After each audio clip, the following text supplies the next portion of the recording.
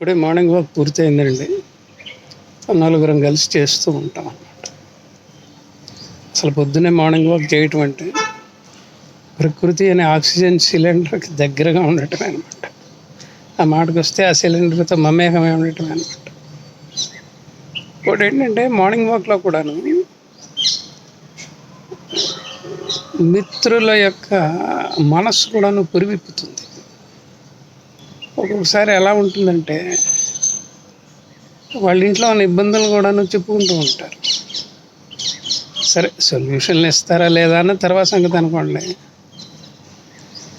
ఆయన అలా ఇబ్బందులు చెప్పుకోగానే ఇంకొకటి కూడాను మా ఇంట్లో కూడా ఇంతేనా బాబు, ఏదో పెద్ద గొప్పగా చెబుతున్నామని అంటాడు.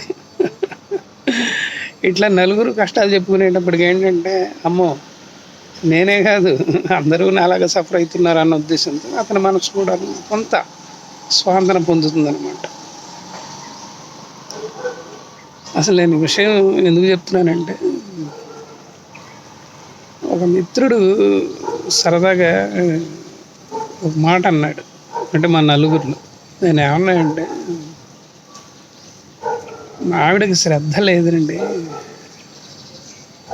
వాష్ ఏరియాలో సింక్ ఉంటుంది కదా, దాని కింద డస్ట్బిన్ పెడతాము, తడి చెత్త అంతా దాంట్లో వేస్తూ ఉంటాము, ఈ కూరగాయలు తిరిగినవి అవి మిగిలిన అన్నాలు అవి కూడా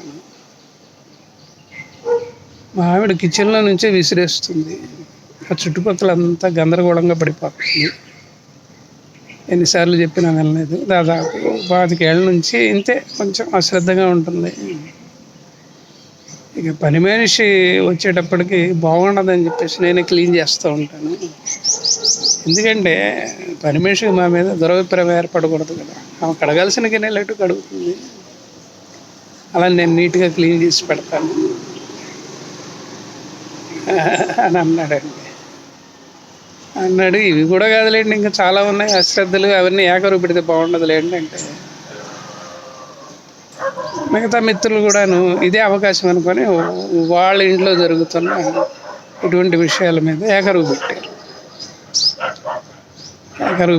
అయిపోయింది. విడిపోయే టైంలో ఏంటి వాళ్ళ ఏమైనా ప్రోగ్రామ్స్ ఉన్నాయా అని అడగటం నా అలవాటు. ఎవరైతే భార్య మీద ఈ విధంగా చెప్పాడు, అతను ఏమన్నాడంటే, మా ఆవిడకి మొదటి నుంచి మోకాళ్ళ నొప్పులండి, దాదాపు 4 ఏళ్ళ పుట్టింది, అవి కొంచెం ఎక్కువైతున్నాయి, ఇంక లాభం లేదని చెప్పేసి డాక్టర్ గారి దగ్గరికి తీసుకెళ్దాం అనుకుంటున్నాను అని అన్నాడు. ఆహా అని అనేసి మేమందరం కూడా ఎవరిళ్ళకి వాళ్ళు వెళ్ళిపోయాము. ఇదిగో నేను ఎలాగా ఈ సిమెంట్ బెంచ్ మీద కూర్చున్నాను అన్నమాట. అంటే ప్రతి సంఘటన కూడాను ఏదన్నా సమాజానికి మనకు వస్తుందా, మెసేజ్ ఓరియంటెడ్గా మనం ఏదన్నా ఒక యూట్యూబ్ చేయగలమా వీడియో అని అనిపిస్తూ ఉంటుంది నాకు. ఎందుకో అదొక పెద్ద ప్రవృత్తిగా వచ్చేసింది. నేనేమంటానంటే, అశ్రద్ధ అనేది ఒక విధంగా చెప్పాలి అంటే కేర్లెస్నెస్ కదా ఇంగ్లీష్లో అంటూ ఉంటాం మనం. కేర్లెస్నెస్ ఎందుకు వస్తుంది చెప్పండి? నిరుత్సాహం వల్ల వస్తుంది. అంటే ఉత్సాహం లేమి వల్ల వస్తుంది. ఏం చేద్దాంలే, ఈ చేసే పనే ఎక్కువ అన్న ఫీలింగ్ ఉన్న వాళ్ళకి శ్రద్ధ ఉండదు. శ్రద్ధ కనుక లేకపోతే నేర్చుకోవాలన్న తపన ఉండదు కదా. అంటే స్తబ్దంగా పడి ఉండటమే. రోజు చేయాల్సిన పనేనా ఇది? ఎవడు చేస్తాడబ్బా? పొద్దున్నే లేవటం, ఏదో బ్రేక్ఫాస్ట్ వండుకోవటం, లంచ్ చేసుకోవటం, నిద్రపోవటం, మళ్ళీ సాయంత్రం ఏదో తినటం, పడుకోవటం, ఇదేం రొటీన్ అబ్బా అని వాళ్ళు నిరుత్సాహంతో ఉంటారు. అంటే అశ్రద్ధ గల వాళ్ళ యొక్క మనస్తత్వం గురించి సరదాగా చెప్పే ప్రయత్నం చేస్తున్నాను నేను. అలా నిరుత్సాహం ఉన్న వాళ్ళలో ఏమవుతుందంటే, దాన్ని ఏమంటారంటే యాక్టివ్నెస్ ఉండదండి. యాక్టివ్నెస్ ఉండదు. అందువలన ఏమవుతుందంటే, ఎప్పుడైతే యాక్టివ్నెస్ ఉండదో వీలైనంత వరకు వాళ్ళు ఏదో పని కానిచ్చేద్దామని చెప్పేసి అలా కూర్చుండిపోతారు. అంటే శరీరం మీద కూడా వాళ్ళు శ్రద్ధ తీసుకోరు అన్నమాట. అదే శ్రద్ధ ఉందనుకోండి, ప్రతి పనిని కూడాను చాలా అద్భుతంగా చేయాలని చూస్తారు కొంతమంది. వాళ్ళని మనం పర్ఫెక్షనిస్టులని అంటాం కదా. కాబట్టి నాకు ఒకటే అర్థమైంది, వాళ్ళ ఆవిడ్ని దాదాపు 4-5 ఏళ్ళు బట్టి మోకాళ్ళతో బాధపడుతుంది కాబట్టి తీసుకెళ్ళాలి డాక్టర్ దగ్గరికి అని అన్నాడు కదా. ఈ అశ్రద్ధ, ఉత్సాహాలేమి, ఒక విధమైన అపతి. అంటే జీవితంలో ఉత్సాహం లేకపోతే ముసలితనం వచ్చేయటం ఖాయమని ఎక్కడో నేను చాలాసార్లు చెప్పాను కదా. అలా 50-55 ఏళ్ళకే ముసలితనం వచ్చేస్తుంది. ముసలితనం మనసుకే కాదండి, ఎప్పుడైతే మనసు సరిగా ఉండదో శరీరం మీద కూడా పడిపోతుంటుంది. ఎప్పుడైతే మనసు సరిగా ఉండదో శరీరం కూడా కోఆపరేట్ చేయదు. అది నగ్న సత్యం అనమాట. మనసు హుషారుగా అంటే ఎన్ని పనులైనా చేస్తాం. సో ఈ 4 ఏళ్ళ బట్టి మోకాళ్ళ నొప్పులు ఎందుకు వస్తున్నాయంటే దాదాపు 25 ఏళ్ళ బట్టి ఆమె అశ్రద్ధతో ఉంది కాబట్టి, అది శరీరము మనసు మీద కూడా ప్రభావం చూపెట్టింది కాబట్టి ఆమె ఇలా మోకాళ్ళ నొప్పితో బాధపడుతున్నదేమో అని అనిపించిందండి. ఆడవాళ్ళలో ఇంకో ప్రాబ్లం కూడా ఉంది. 50 దాటిన తర్వాత మెనోపాజ్ వచ్చేస్తుంది, హార్మోనల్ ఇంబ్యాలెన్స్ ఉంటుంది. ఆ 2 ఏళ్ళని కనుక జాగ్రత్తగా కనుక తట్టుకున్నట్లయితే వాళ్ళు మళ్ళీ హుషారుగా ఉంటారు.